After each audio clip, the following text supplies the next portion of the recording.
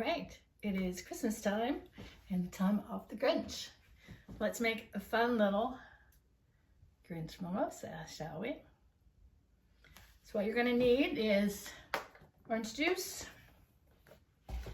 some blue Curaçao, obviously a little bit of sparkling or champagne, strawberries, and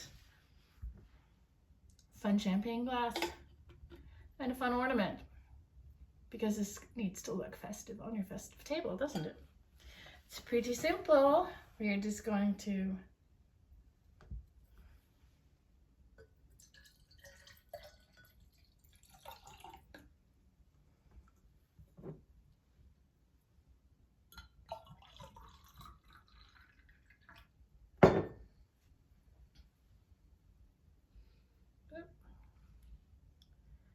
and then